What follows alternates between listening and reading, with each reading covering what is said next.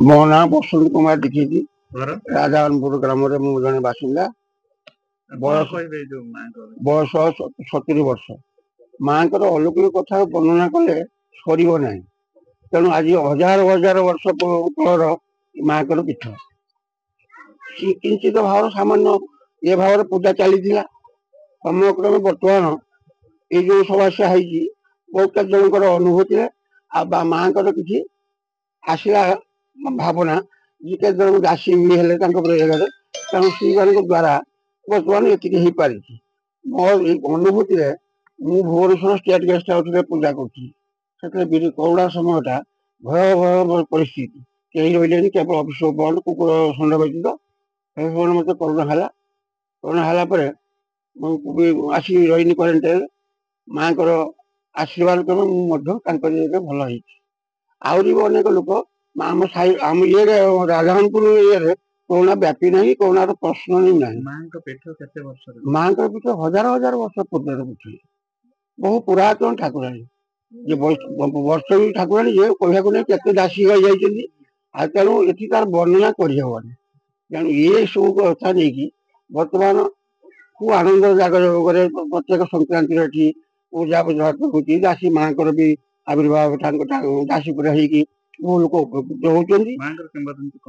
माँ किंवदंती तो यही सब कथा वर्णना आम तो पिला लोक आम जानू तथा आम जहाँ शुणीचु हो जा भल मंद कटी करे दिए ना गोटे शुक्ला बही व्यक्त से दासी जो पुरातन दासी पुति दिखती 8टा टोका भी उपाड़ी पारती ना ये गोटे कथा परीक्षा बहुत होती साबुआ पचे जो गोबर आनी साबुआ पचे आंध्र से धरिकी बुले माँ गछ मूल बोली बहु पुरातन गछ ये गड़ीगला जो कुआ गुड़ाक बाहर से कुआ बाहर बर्तमान से छाई रही विराट गछ पड़ी शुई बिल मझी यहाँ हूँ राजहनपुर सारंगपुर मझी केन्द्र माँ का ना परम वैष्णवी मु चाहूँ आम गाँ तरफ मो तरफ ये अनुष्ठान जमी बंची ये जो नेता रही राजेश्वर जो मैंने रही जो रही ठाकुराणी देवादेवी जो अनुष्ठान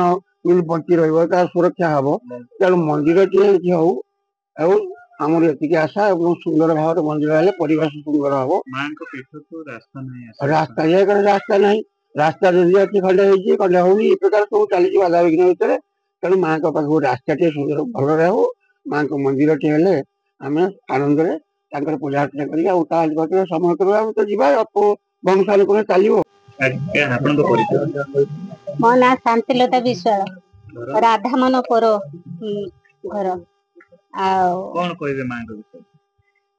मो बापा ये 50 कि 60 वर्ष तले मो बापा दासी हंती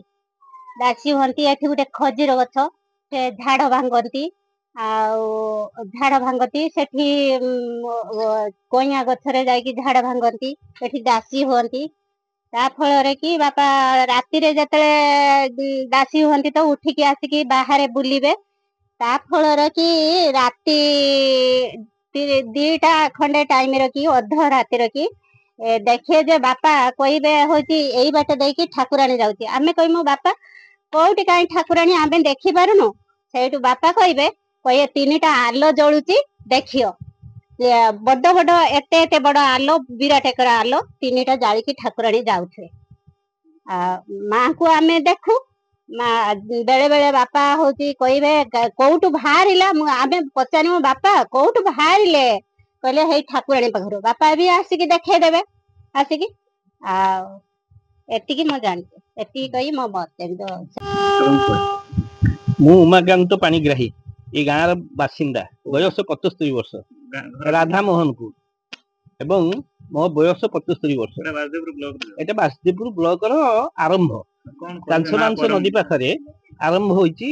माने जो राधा मोहनपुर ग्राम माँ अलौकिक महिमा विषय आम साधारण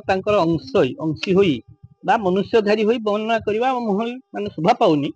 तथापि मो जीवन काल भितर ये पाखर जो पोखरी टी अच्छी प्रथमे माँ परम वैष्णवी ମାନେ ଜାହାଜ ବାହାର କରିବା ପୂର୍ବରୁ ବା କୌଣସି ନୌକା ବାହାର କରିବା ପୂର୍ବରୁ ଏଇଠି ହିଁ ପୂଜା କରିକି ବାହାରୁଥିଲେ। ଭରତ ସୁରଥ ରାଜାଙ୍କ ଅମଳରୁ ମଧ୍ୟ ଏଇଠି ପୂଜା ପାଇ ସବୁଆଡେ ଆମେ ଯାହା କିଛି କରନ୍ତି ମା ମାନେ ବା ଗାଁର ଯେକୌଣସି ଲୋକ ଯୋଉଠିକି ବାହାରନ୍ତୁ ତାଙ୍କ କାର୍ଯ୍ୟରେ ହଉ ବା ରୋଗରେ ପଡିଲେ ହଉ ମାଙ୍କୁ ମନାସି ଗଲେ ସେମାନେ ନିଶ୍ଚିତ ଭାବରେ ମାନେ ପୂର୍ଣ୍ଣାଙ୍ଗ ପ୍ରାପ୍ତ ହୋଇ ଆସନ୍ତି। ତେଣୁ ତାଙ୍କର ଅଲୌକିକ ମହିମା ଗାଁ ପ୍ରତି ଆଉ କୌଣସି ରୋଗ ବି ହେଇଯାଏ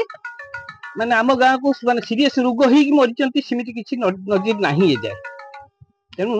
ଆମେ ସେ ମାଙ୍କ ମହିମା ବିଷୟରେ ତ ବର୍ଣ୍ଣନା କରିହବନି। ତେଣୁ ସରକାରଙ୍କ ପାଖରେ ଆମେ ଏତିକି ନିବେଦନ ରଖିଛୁ ଆମେ ଯୋଉ ଗାଁର ରାସ୍ତାଘାଟଠୁ ଆରମ୍ଭ କରି ପାନୀୟ ସମସ୍ୟା ସବୁ ସମସ୍ୟା ଯେତିକି ଅଛି ଆମେ ବହୁତ ଅବହେଳିତ ଅବସ୍ଥାରେ ଅଛୁ। ସେଇ ସମସ୍ୟା ପ୍ରତି ଟିକେ ସରକାରଙ୍କ ଦୃଷ୍ଟି ପଡି ଯଦି ଆମକୁ ଆଗେଇ ନିଅନ୍ତି ଆମେ ତାଙ୍କ ପାଖରେ ଚିର ଋଣୀ ହେଇକି ରହିବୁ। ହଁ ମୁଁ ଯେତେବେଳେ ଏଠି ପାଠ ପଢୁଥିଲି ତାମାନେ ଏଠି ପଞ୍ଚମ ଶ୍ରେଣୀ ପର୍ଯ୍ୟନ୍ତ ପ୍ରାଇମେରୀ ସ୍କୁଲ ଥିଲା। ଆମେ ଯେତେବେଳେ ଏଠି ଖେଳୁ ଏଇ ଦିହ ଉପରେ ଖେଳୁ ସେତେବେଳେ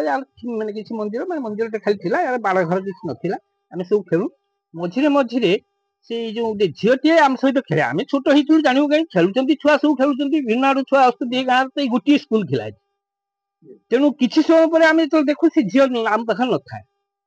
କେତେବେଳେ ବି କୋଉଠି ଚାଲି ଯାଆନ୍ତି ମୁଁ ଜାଣିପାରିନି। ତେଣୁ ପଛରେ ଏବେ ଚିନ୍ତା କରୁଛୁ ସେ ଝିଅ କିଏ କାହିଁକି ଆମ ସହିତ ଆସିକି ଖେଳନ୍ତି ଏବଂ କୋଉଠିକି ସେ ଯାଆନ୍ତି। ଏବଂ ଏଇଠି ବହୁତ ବେଳେ ବେଳେ ବି ମଝି ମାନେ 1-2ଟା ରାତିରେ ଆମେ ଦେଖିଛୁ ଏଠୁ ଗୋଟେ ସିଧା ଆଲୁଅ ଯାଏ କାଂସ ନଦୀକୁ ଏବଂ ସେ ନଦୀରୁ ସିଧା ପୁଣି ଫେରିଆସେ। ଏଇଟା ଆମ ପ୍ରତ୍ୟକ୍ଷ ଅନୁଭୂତି। ମାଙ୍କ ଗାଁ ଚତୁଃପାର୍ଶ୍ୱରେ ମାଙ୍କର ଅଛି। ଆମେ ଚାହୁଁଛୁ ମାଙ୍କର ଏଇ ସ୍ଥାନଟି ଯେମିତି ମାନେ ଜିଲ୍ଲା ସ୍ତରରୁ ରାଜ୍ୟ ସ୍ତର ପର୍ଯ୍ୟନ୍ତ ମାନେ ତାଙ୍କର ମାନେ ନାଁ ରହୁ ଏବଂ ସେ ସରକାରୀ ମାନ୍ୟତା ପାଆନ୍ତୁ ଏବଂ ମନ୍ଦିରଟେ ଯେମିତି ଶୀଘ୍ର ହଉ ଏବଂ ରାସ୍ତାଘାଟ ଅସୁବିଧା ଯୋଗୁଁ ବହୁତ ଦୂର ନେପାଳରୁ ମଧ୍ୟ ଲୋକ ଏଠିକି ଆସିଛନ୍ତି। 2 ବର୍ଷ ହେଲା ନେପାଳରୁ ଲୋକ ଏଠିକି ଆସୁଛନ୍ତି। ଆମେ ବି ତାଙ୍କୁ ଖବର ଦେଇନୁ ଆମେ ବି ଚିହ୍ନିନୁ ସେ କିଏ ସେଟା ମାଙ୍କର ମହିମା କାହିଁକି ଆସିଛନ୍ତି କଣ ପାଇଁ ଆସିଛନ୍ତି ମାସ ଏଠି ଘର ଭଡା ନେଇକି ରହିକି ମାଙ୍କ ପାଖକୁ ଆସିଛନ୍ତି। ମୋ ପରିଚୟ ହେଉଛି ମୁଁ ବାପୁଜୀ କୁମାର ଦୀକ୍ଷିତ ଏ ଗ୍ରାମର ବାସିନ୍ଦା ଏବଂ ମାଙ୍କର ପୂଜକ। ଓମ୍ ଶରଣାଗତ ଦୀନାର୍ଥ ପରିତ୍ରାଣ ପରାୟଣେ ସର୍ବସ୍ୟାର୍ଥି ହରେ ଦେବୀ ନାରାୟଣୀ ନମୋସ୍ତୁତେ। ମାଙ୍କର ମହିମା ତାହା ତ ଅଲୌକିକ। ଆମେ ଯୋଉ ସମୟରୁ ଦେଖି ଆସିଛୁ ମାଙ୍କର ଯେମିତି କରୋନା ସମୟରେ ଲୋକଙ୍କୁ ରକ୍ଷା କରିବା ହଉ ଯେମିତି ବଡ ବଡ ବିପଦରୁ ରକ୍ଷା କରିବା ହଉ ଦୂରରେ ଥାଇ ମାନସିକ କଲେ ମାନସିକ ଯେମିତି ପୂର୍ଣ୍ଣ ହବା ଏମିତି ବହୁତ କଥା ଆମେ ଦେଖିବାକୁ ପାଉଛୁ ଅଦ୍ୟାବଧି। ତେଣୁକରି ମାଙ୍କର ସ୍ଥାନରେ ଏଠି ବହୁ ସ୍ଥାନରୁ ବହୁ ଦିନରୁ ଅବହେଳିତ ହେଇ ପଡିଛି। ନା କି କୌଣସି ସରକାରଙ୍କ ଦୃଷ୍ଟି ଏଠିକି ଆସୁଛି ନା କି କୌଣସି ରାଜନେତା ମାନେ ଏଠିକି ଆମେ ଲକ୍ଷ୍ୟ କରୁଛନ୍ତି ନା କି ଗାଁକୁ ଆସିବା ପାଇଁ ଠିକ ସେ ରାସ୍ତା ବି ଅଛି। ଆମେ ବାରମ୍ବାର ସରକାରଙ୍କ ଦ୍ୱାରସ୍ଥ ହେଇଛୁ ସେମାନେ ଆଶ୍ୱାସନା ଦିଅନ୍ତି କିନ୍ତୁ କାର୍ଯ୍ୟ କୌଣସି ପ୍ରକାର ହେଇପାରେ ନାହିଁ। କିନ୍ତୁ ଆମ ଗାଁର କିଛି ଲୋକଙ୍କ ସହଯୋଗରେ ଆମର ଯୋଉ ଟ୍ରଷ୍ଟ ହେଇଛି 2024 ମସିହା ଟ୍ରଷ୍ଟ ହେଲା ଟ୍ରଷ୍ଟ ମାଧ୍ୟମରେ ଯୋଉ ଆମେ କିଛି ସଦସ୍ୟ ଗ୍ରହଣ କଲୁ ବା ସଦସ୍ୟ ଆପଣେଇଲୁ ତାଙ୍କ ସହଯୋଗରେ ଆମେ ପ୍ରତିବର୍ଷ ଏଠି ବା ପ୍ରତି ମାସ ସଂକ୍ରାନ୍ତିରେ ଧୁମଧାମରେ ପୂଜା ହୁଏ ଏବଂ ପ୍ରତିବର୍ଷ ପଣା ସଂକ୍ରାନ୍ତିରେ 3 ଦିନ ବ୍ୟାପୀ ଭାଗବତ ପାରାୟଣ ଜ୍ଞାନ ଯଜ୍ଞ ନାମ ଯଜ୍ଞ ଓ ଅନ୍ନ ଯଜ୍ଞ ଆଦି କାର୍ଯ୍ୟକ୍ରମ ରହିଥାଏ। ତେଣୁ ମୋର ଏଇଟା ଦାବି ରହିବ କି ସରକାର ଏଠି ଦୃଷ୍ଟି ଦିଅନ୍ତୁ ଏ ସ୍ଥାନରେ ଯୋଉ ଅଲୌକିକତା ଅଛି କାହିଁକି ନା ଜନଶ୍ରୁତି ଅଛି ରାଜା ସୁରର ଯୋଉ ରାଜା ଥିଲେ ଏବଂ ରାଜାଙ୍କର ପୂର୍ବବର୍ତ୍ତୀ ରାଜା ମାନେ ମଧ୍ୟ ତାଙ୍କର ଏଠି ଗ୍ରାମ ଦେବୀ ବା ତାଙ୍କର ଇଷ୍ଟ ଦେବୀ ରୂପେ ଏଠି ପୂଜା ପାଇ ଆସୁଥିଲେ। ସମୟ କ୍ରମେ ଯେମିତି ଉଦ୍ଭବ ସ୍ଥିତି ବିଲୟ ହୁଏ ସେମିତି କ୍ରମରେ ପୁନଃ ବିଲୟ ହେଇଛି ତାପରେ ମଧ୍ୟ ପୂଜା ପାଇ ଚାଲିଛନ୍ତି। ମୁଁ ଚାହିଁବି ସରକାରଙ୍କ ପାଖରେ ହାତ ଯୋଡି ନିବେଦନ କରିବି ସେମାନେ ଟିକେ ଦୃଷ୍ଟିପାତ ପକାନ୍ତୁ ଏବଂ ମାଙ୍କର ମହିମା ଆହୁରି ବଢୁ ଏବଂ ମନ୍ଦିର ହୋଇଗଲେ ମାଙ୍କର ପୂଜା ଅର୍ଚ୍ଚନା ଆହୁରି ଧୁମଧାମରେ ଚାଲିବ। ମାଙ୍କର ଶକ୍ତି ଏଠି ଅତ୍ୟଧିକ ପରିମାଣରେ ଆହୁରି ମଧ୍ୟ ବ୍ୟାପ୍ତ ଘଟିବ ଆଉ ଲୋକମାନେ ଯେମିତି ଉପକୃତ ହଉଛନ୍ତି ଆହୁରି ମଧ୍ୟ ଉପକୃତ ହେବେ। ସେଥିପାଇଁ ରାସ୍ତା ମନ୍ଦିର ଏବଂ ବିଭିନ୍ନ ଯୋଉ ଆମର ଆବଶ୍ୟକୀୟ ଜିନିଷ ଏଠି ଆବଶ୍ୟକ ଅଛି। ଏତିକି କହି ବକ୍ତବ୍ୟ ଶେଷ କରିବି। ନୂଆ ନୂଆ ଖବର ଜାଣିବା ପାଇଁ ଆମ LNTV କୁ ଲାଇକ୍, ସେୟାର ଓ ସବସ୍କ୍ରାଇବ କରନ୍ତୁ।